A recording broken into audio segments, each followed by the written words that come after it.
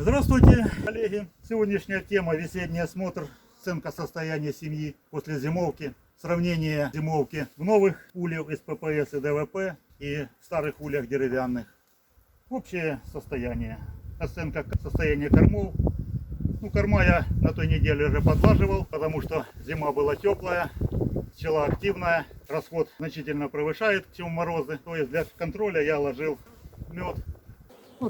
Оценим состояние семьи. Мед, что я ложил, практически не тронут, значит кормов у них достаточно своих. Семья в отличном состоянии. Смотри, да. Все 12 рамок, все полностью обсиженные. Семья очень даже неплохо, то есть у них своего хватает. Это невзирая на то, что еще конец февраля. Посмотрим по отходу семьи. Опа! Вот днище. Все эти задвижки, которые я делал, они практически не использовались мной. Подмора практически нет, влаги, цвели абсолютно нет.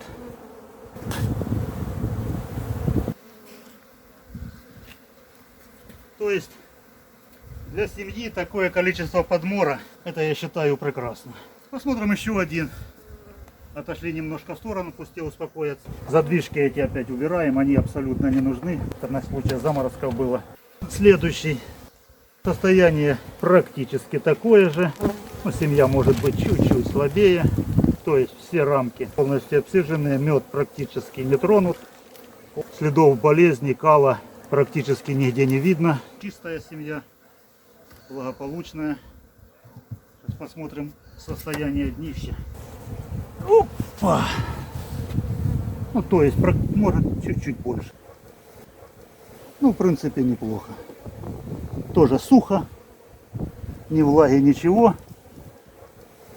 Так прошел все улья. Состояние, в принципе, практически всех одинаковое. В одном-двух я нашел, что рамок 10 обсиженные, а то полностью все рамки заняты пчелой. Семьи вышли с зимовки довольно мощные. Смотрим, что дальше будет. Орешник, сережки позеленели. И в балке кое-какой цветочек уже желтенький, дикарь появился. Уже кое-какие ульи, смотрю, нет-нет, и пчела с пыльцой появляется. Значит, раз пыльца, значит есть расплод. Теперь посмотрим ульи старой конструкции, деревянные. В принципе, тоже пчелы немало. Нет, семья очень хорошая, но кое-где просматриваются следы цвели. Сырость присутствует немножко. Крайние рамки. Рамку вытащить, глянуть состояние. Меда еще полно, но крайние рамки, в принципе, не так уж и много. Здесь дно несъемное, заглянуть тяжело. Подмора тоже не особо много. То есть мед еще присутствует, потому они не берут и предложенные им лепушки.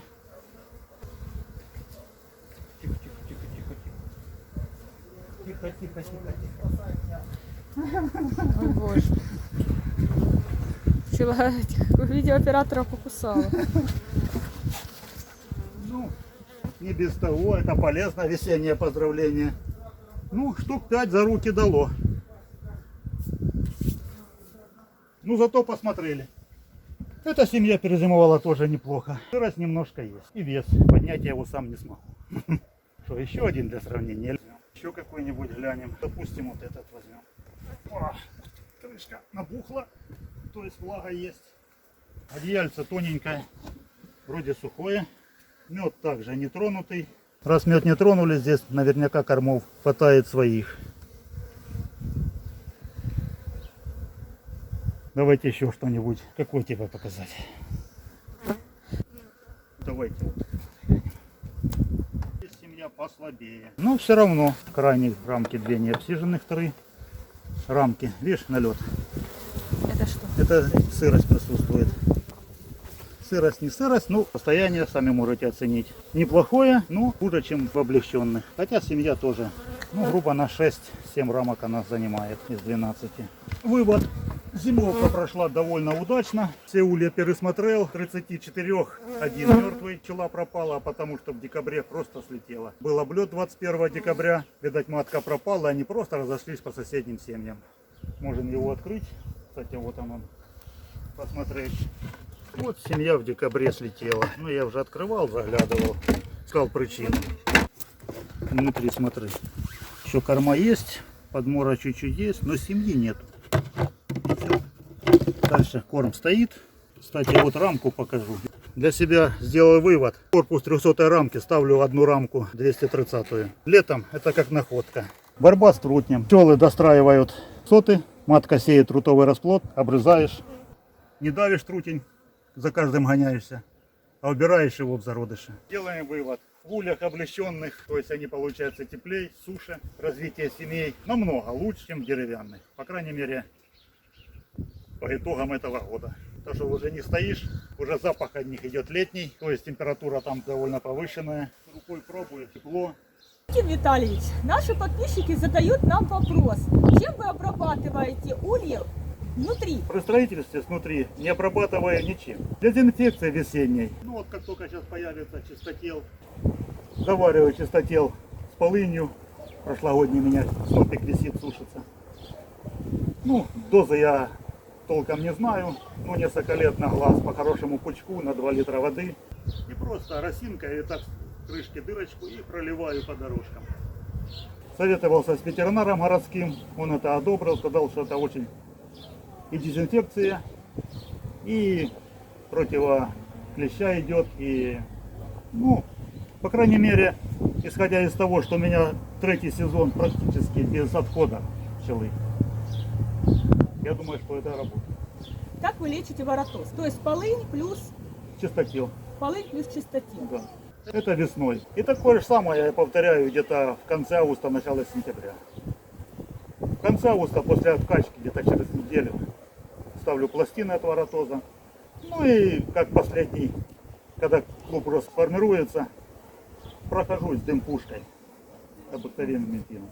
Все, больше ничего. Бипин, да? Бипин. Ну, это пробовал делать половину, прокуривал дымом, половину не прокуривать. Не знаю, дает что-нибудь бипин, не дает. Результат, в принципе, одинаковый. По идее, ульи надо обжигать каждый год, да? Можно ли эти ульи обжигать? Конечно, можно. То есть конструкция улья такая не повредит? Нет, вы ж не ждете его открытым таким пламенем, что до обугливания. Вам температурная обработка нужна. По-быстрому. Да, или газовая горелка. Ну, у меня, допустим, есть автоген. Я работаю им. Слегка прошелся. То есть температура на горелке 2800 градусов. Там не надо задерживаться. Легкий след может иногда появиться, но до того не доводишь. Прошелся слегка и все вопросы. Многие пасечники сейчас утепляют, закармливают ульи, чтобы дать мощный старт. Как вы к этому относитесь? И что, с вашей точки зрения, нужно делать весной? Ну, что можно на этот вопрос ответить? Каждая семья, как и человек, тот же организм, чисто индивидуально. Все по состоянию семьи. Допустим, в этих ульях, вы сами видели, семья и сейчас уже занимает 12 рамок. Если я ее сейчас подкормлю, то на вывоз меня будет таскать их, сами понимаете. 2 корпуса, может, придется 3-й ставить. Смысла не вижу. То есть, если уже есть расплод, что ей сделать? Если семья слабая, нету корма, согласен кормить, сократи гнездо, утепли, да. Но если она в хорошем состоянии, смысл ее что-то с ней делать. Она сухая, крыша теплая, вы сами пробовали, потолок теплый, то есть расплод там есть уже. Зачем ей? Мед положил, видели тоже. Его не трогай, то есть им хватает там корма. Это мед как, ну, как индикатор, можно сказать. Если в них не хватает кормов, они его заберут.